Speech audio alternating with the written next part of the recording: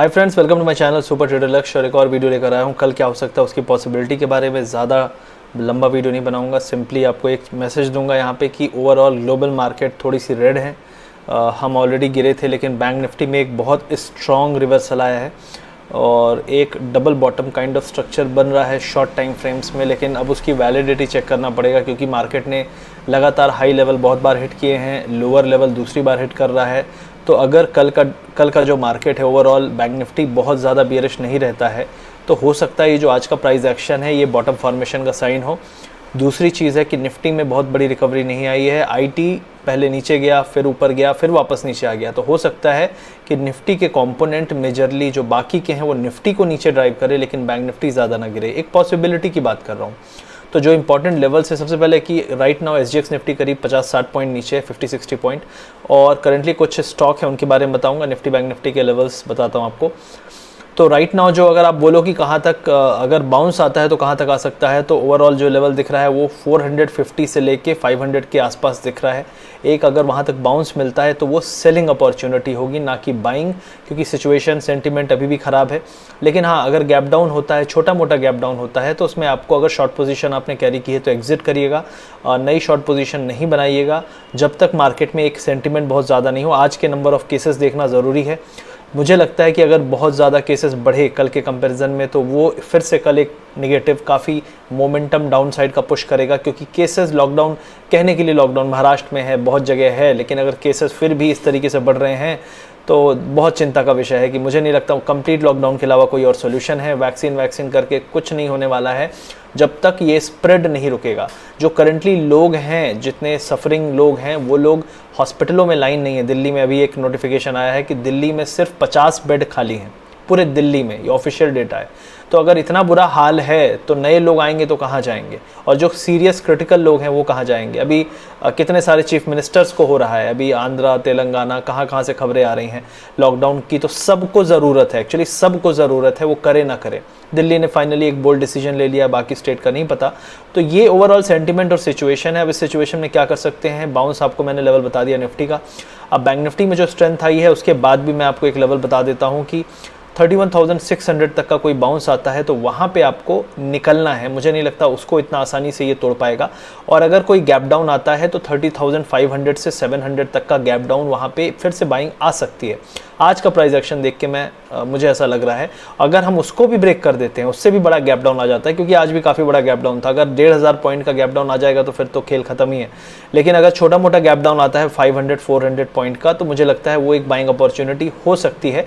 Definitely situation, sentiment और global markets आज closing कैसी होती है वो देख लीजिएगा, क्योंकि अभी फिलहाल नेगेटिव है ऑलमोस्ट 1% के आसपास। लेकिन और बड़ा अगर फॉल आता है तो दिक्कत हो जाएगी हमारे मार्केट्स के लिए। अब इसके अलावा जो कुछ स्टॉक हैं जिसकी बात कर लेता हूँ मैं, तो सबसे पहला जो स्टॉक है वो बजाज फाइनेंस। तो बजाज फाइनेंस ओवरऑल काफ़ी पिट चुका है, एक बॉटम फॉर्मेशन काइंड ऑफ दिख रहा है 4350 के आसपास। अगर ये 4350 को ब्रेक नहीं करता है, अभी 4478 के आसपास क्लोजिंग हुई है, 4350 को ब्रीच नहीं करता है, तो मुझे ऐसा लगता है कि यहाँ से एक बाउंस बन सकता है। अगर इसको गैप अप खुलता है, फिर मुझे नहीं लगता, गैप अप केस में मार्केट सर्वाइव नहीं करेगा, क्योंकि बहुत सारे लोग फंसे हुए हैं। आज भी मार्केट में बहुत सारे स्टॉक्स ने काफ़ी बड़ा फॉल दिया है, तो वो निकलने की कोशिश करेंगे। तो गैप अप सर्वाइव नहीं करेगा। गैप डाउन जो होगा तो 4380 के आसपास अगर आपको मिलता है तो मुझे लगता है बजाज फाइनेंस एक बार बाय करना चाहिए। 30-40 रुपीज़ का स्टॉप लॉस लगा के वो हिट हो जाएगा तो डेफिनेटली आपको समझ लेना है कि मार्केट अभी पूरा का पूरा और वीक है और बहुत बड़े बड़े लेवल टूटने वाले हैं। उसी केस में ये होने वाला है, और हो भी सकता है। मैं सिर्फ एक आपको सिचुएशन बता रहा हूँ छोटे टाइम फ्रेम में छोटी ट्रेड लेने के लिए। अब इसके अलावा एक स्टॉक है जिसकी बात करूँगा, वो है HDFC बैंक।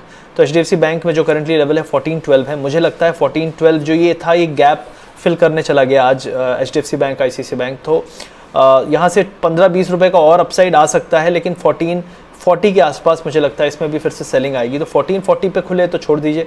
अगर आपको गैप डाउन मिले और ये आपको 1380 के आसपास मिले तो फिर से एक बार बाय का अटेम्प्ट कर सकते हैं।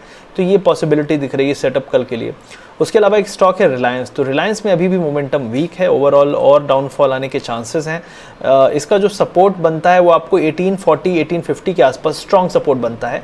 आज हमने इसको एक इंपॉर्टेंट लेवल टेस्ट किया है, क्लोज हम लो पे नहीं हुए हैं बिल्कुल, लेकिन 1800 दिख गया था नंबर, राइट।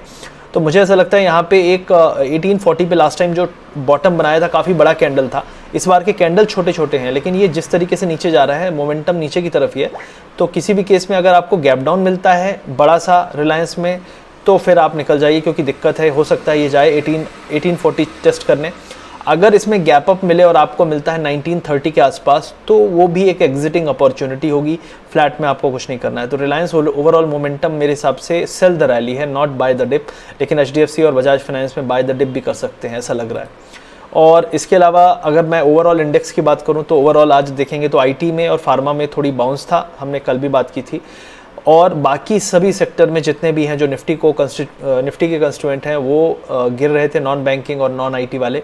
तो LNT हो गया, HDFC बैंक, कोटक, बैंकिंग में भी गिरे हैं। बैंकिंग में भी ऐसा नहीं है, बैंक में जो बाउंस आया है उसका सबसे बड़ा जो रीज़न था HDFC था, और ICICI बैंक काफ़ी बाउंस दिया था, एक्सिस बैंक ने भी बाउंस दिया था, लेकिन HDFC और ICICI बैंक ने काफ़ी बड़ा बाउंस दिया था। उसके कारण आप देखेंगे बैंक निफ्टी में लिफ्ट आया, और जो निफ्टी की रिकवरी थी उस पूरा जो हाथ था वो बैंक का था। तो IT ने हाई से सेलिंग दी है। तो एक और चीज़ दिख रही है, हो सकता है एक पॉसिबिलिटी है कि IT यहाँ से अंडर परफॉर्म करे, क्योंकि मुझे ऐसा लगता है कि निफ्टी अभी भी स्ट्रेंथ नहीं पकड़ा हुआ है और निफ्टी ज़्यादा गिरे, बैंक कम गिरे, ऐसी पॉसिबिलिटी हो सकती है। क्योंकि बैंक्स में अगर आप मुझसे बोलें कि बहुत बड़ा सपोर्ट कहाँ है, 29,000 28,800 पे है, जो कि ज़्यादा दूर नहीं है यहाँ से 1500-1600 पॉइंट। लेकिन आप बोले निफ्टी में कोई बड़ा सपोर्ट कहाँ पे है, तो निफ्टी का जो बड़ा सपोर्ट है वो आपको 13,400 से लेके 13,000 के आसपास तक है, जो कि काफ़ी नीचे है करंट लेवल से। तो ये दिखाता है कि बैंक्स गिरेंगे, लेकिन इतना नहीं गिरेंगे जितना निफ्टी के कंपोनेंट गिर सकते हैं अगर ये सिचुएशन जारी रही। और निफ्टी में ऐसे बहुत सारे कंपोनेंट हैं जिसके बिजनेस पे डेफिनेटली डायरेक्टली आपके लोगों के जो भाग रहे हैं, माइग्रेशन हो रहा है, जो भी लोग यहाँ वहाँ, और जो भी हेल्थ क्राइसिस है, जो भी आपका काम रुकेगा दुनिया भर के, आप ऑटोमोटिव कंपनीज़ में देख लीजिए, फैक्ट्रीज़ में देख लीजिए, माहौल नहीं है इतना पॉजिटिव कि वहाँ पे काम हो पाए। फैक्ट्रीज़ में भी नहीं है, IT कंपनीज़ में भी नहीं है। तो मुझे यही लगता है कि IT कंपनी भी कितना देर तक यहाँ पे होल्ड करेगी करेंसी के बेस पे। तो थोड़ा बहुत करेक्शन, क्योंकि बहुत ज़्यादा प्रॉफिट लोगों ने ऑलरेडी यहाँ पे बनाया हुआ है। तो ये सभी केसेस हैं, ये सभी सिचुएशन है जो मैंने आपको बताई, ये सभी स्टॉक्स हैं। तो ओवरऑल आप अपना ट्रेड थोड़ा सोच समझ के ही करिए, और US मार्केट को देख लीजिएगा किस तरीके से है। ओवरऑल US मार्केट में करेक्शन बहुत दिन से नहीं आया था, जो कि ड्यू था, और अभी भी आप देख सकते हैं 70 पॉइंट का करीब डिप करंटली चल रहा है SGX निफ्टी में। और आज के नंबर बहुत क्रूशल हैं, अगर कल फिर नंबर बिगड़े और किसी भी किस्म अगर 3 लाख का नंबर क्रॉस हुआ तो बहुत मुश्किल हो जाएगी। मुझे लगता है साइकोलॉजिकली वो मार्केट को ध्वस्त कर देगा, मुझे ऐसा लगता है। हो सकता है पॉजिटिवली ले ले प्राइस एक्शन, हो सकता है लिक्विडिटी कहीं से झोंकी जाए। आज एक और चीज़ इंपॉर्टेंट है, FII ने बेचा है, DII ने दबा के खरीदा है। तो डेफिनेटली आज ऊपर से फ़ोन गया होगा LIC बाबा को कि थोड़ा सा खरीदो, नहीं तो क्या होगा। तो फील गुड फैक्टर बनाने के लिए मार्केट में ये चीज़ें होती हैं।